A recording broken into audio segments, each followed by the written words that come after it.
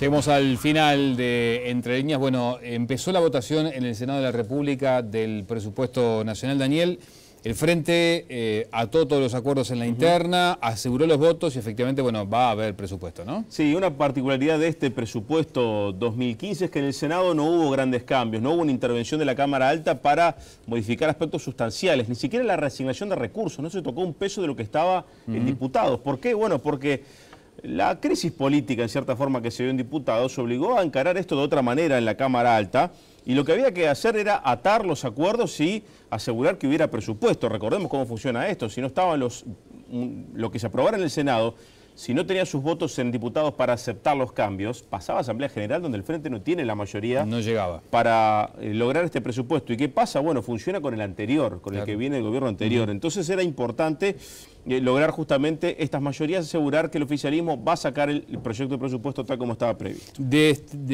Hasta aquí llegamos, de Mier, de Darío Pérez y de Semproni, se llegó a un nuevo articulado que, bueno, de alguna manera contempla todas las aspiraciones, ¿no? Exactamente, con pocos cambios, como decíamos, pero asegurando que esos 3 votos que fallaron en la primera instancia en diputados estén, ¿sí?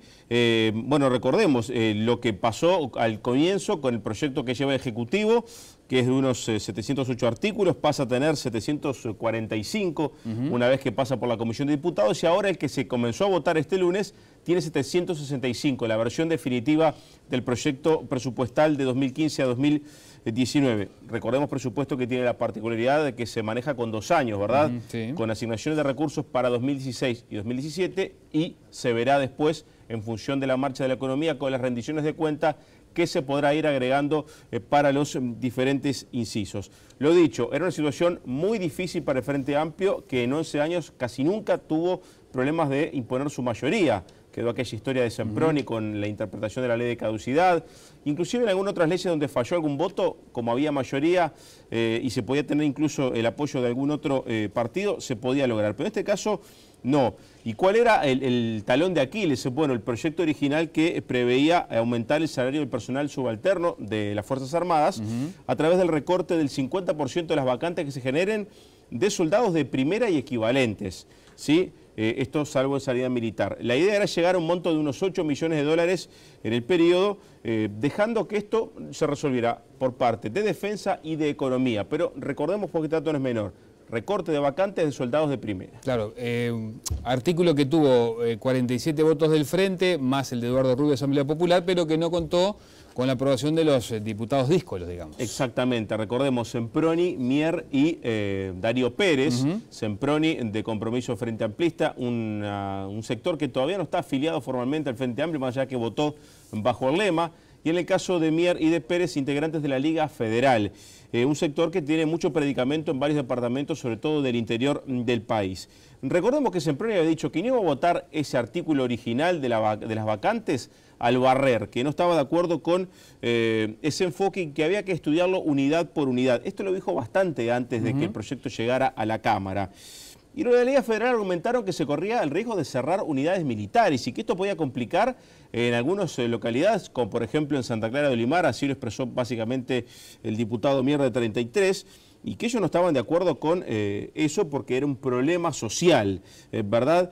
Inclusive se llegó a hablar del cierre de las unidades, algo que molestó bastante al legislador del Frente Amplio en sala en su momento, que se consultó inclusive a autoridades del Ministerio de Defensa, que dijeron que esto no era real, que no estaba establecido, no estaba en la letra ni siquiera. Pero, a ver, esa circunstancia también fue uno de los motivos por los cuales los de la Liga Federal dijeron esto no se debe votar, y también provocó malestar en el Frente porque se entendió que había una mano de los militares para incidir en este proyecto. El tema vuelve ahora, pero con una mayor negociación en el Senado. Exactamente, se negoció, se ató este paquete, digamos, en el Senado, más que estar pensando en otros cambios, para llegar a una nueva redacción. Aunque se discuta de parte de la oposición de que la cuestión es lo mismo, hay un cambio sustancial, y tiene que ver con que para lograr esa reducción de vacantes no se considera a los soldados de primera, se considera todas las posibilidades, salvo la sanidad militar, lo cual, y esto lo ratificó el propio subsecretario de Defensa Jorge Menéndez la semana anterior en el Consejo de Ministros de Durazno, se puede llegar a recortar vacantes de oficiales, y ahí cambia bastante la percepción de este proyecto, ¿verdad? El monto a llegar para esos recortes no cambia, básicamente son esos casi 9 millones de dólares, y ahí entonces está la gran diferencia que se da. Además, va a intervenir la Oficina del Servicio Civil en el análisis que se va a hacer del recorte de vacantes, no solamente defensa y economía. Se entiende que esto da otras garantías para hacerlo de forma más profesional. En cuanto a llegar a esas vacantes, aumentar el sueldo del personal subalterno, y lo que no está en la letra, pero quedó claramente establecido en todos los diálogos políticos, es que no va a haber ninguna supresión de unidades, no va a cerrar ningún cuartel. Bueno, esto quedó acordado en el Senado de la República. Hay un punto que tampoco tuvo el acompañamiento de los diputados díscolos, que ese sí no vuelve. Sí, y tuvo un rechazo bastante grande del resto de la oposición, tal vez más que otros, que era la intención del Ministerio del Interior de pasar a Policía Caminera a la órbita de la Guardia Republicana. Exacto. Esto no tuvo los votos justamente de los diputados díscolos, como decíamos, pero esto no va a volver. No fue reintroducido en el proyecto de presupuesto del Senado. Lo que no quiere decir que en el futuro el Ministerio del Interior no impulse una medida de este tipo. Ahora, vamos un poco más allá, Alfredo, de lo que es el presupuesto y analicemos el tema desde el punto de vista político, porque los planteos de la Liga Federal pueden tener justamente un efecto a un mediano plazo. Recordemos que Darío Pérez dijo, hasta acá llegamos con algunas cosas, queremos que nos escuchen más, aportamos muchos votos para el Frente Amplio y entendemos que a veces no somos escuchados o atendidos en nuestros planteos. Darío Pérez, que ya venía del gobierno anterior con su postura acerca de la ley de regulación de la marihuana, que era el voto 50 que faltaba y que finalmente acompañó, con algunos detalles, sobre todo en materia de campañas de prevención, que lo convencieron para acompañar la medida. ¿A qué me refiero este análisis? A que, bueno, dentro del Frente se dice que va a llegar un momento en que haya que escuchar de otra manera y eventualmente ver si en el futuro, con algunos cambios que se van a procesar en el elenco de gobierno, puede haber una atención diferente para este sector político que, repetimos, aglutina mucha gente del interior y muchos votos del interior. Así que por ese lado hay que ver si el efecto de la protesta no tiene también un correlato a nivel político y para la administración del Frente para mediano plazo. ¿Qué otro cambio importante, digamos, se podría señalar con respecto al proyecto que se votó en diputados? Bueno, uno de los puntos polémicos era la reimplantación de la contribución inmobiliaria rural, con la excepción, que está puesto en la letra de la exoneración, que los propietarios que exploten padrones que en su conjunto no excedan las 200 hectáreas estarán exonerados del pago de las primeras 50. Ahora bien, en el Senado se introdujo un cambio que es importante y es que el beneficio es para productores familiares que estén registrados por el Ministerio de Ganadería, no por el BPS, lo cual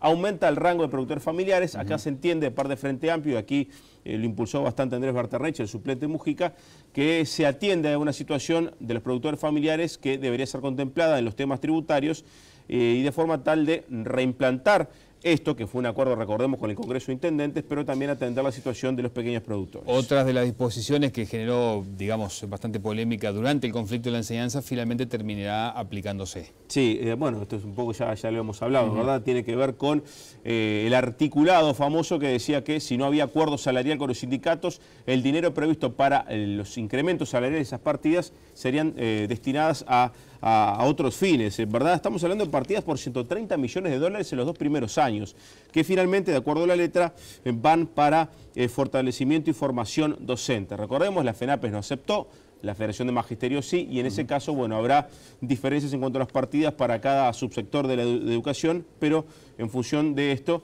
quienes no acepten tendrán el ajuste por inflación solamente. En el caso del sindicato de primaria sí estará contemplado ese incremento que estaba negociado por parte del gobierno. Sí, veremos qué pasa porque lo que decía recién Bango, ¿no? Existe la posibilidad que el Congreso de marcha atrás con esta determinación. Bueno, entonces, si no hay sorpresa de último momento, Vázquez va a tener su presupuesto. Sí, que tiene un incremento de 470 millones de dólares los primeros 2 años, con la mira puesta en la marcha de la economía, como decíamos, para ver si hay algún ajuste más adelante. ¿Qué desafíos hay? Para hacer un resumen final, llegar al 6% del Producto Bruto para la educación. Esto en el último artículo del presupuesto está declarado como una intención, como una meta, que el Ejecutivo se compromete a hacer todos los esfuerzos presupuestales para llegar a esa meta. Y acá hay una discusión con la oposición que está centrada desde el vamos, de que se dice que no se va a llegar porque no hay capacidad por el crecimiento de la economía para hacerlo. El otro está en el compromiso que el Frente Amplio se impuso de cubrir esos 200 millones de pesos que faltaron para el primer año del sistema de cuidados en el capítulo de asistentes personales. ¿En qué va a cargar las tintas la oposición? Bueno, básicamente que es un proyecto que no está financiado, que las metas de crecimiento no son reales porque el crecimiento económico será menor y que el déficit sigue siendo un gran problema y que el gasto que plantea este presupuesto no no ayuda a limitar esta meta. Y además se critica que no haya, bueno, rubros para el Poder Judicial y organismo de Contralor. Así que en esos carriles va a pasar esta discusión del Senado, que el próximo día 4 va a estar sancionando el proyecto definitivo, volverá a diputados, que levantará la mano, lo aprobará seguramente con los votos del oficialismo, y habrá presupuesto para el periodo de gobierno. Perfecto, gracias Daniel. Amigos, hasta aquí llegamos. Con mucho gusto, como siempre, los invitamos para el próximo lunes, aquí en el 20 a partir de las 22 horas. Que pasen muy bien y que tengan, como siempre, una muy buena semana.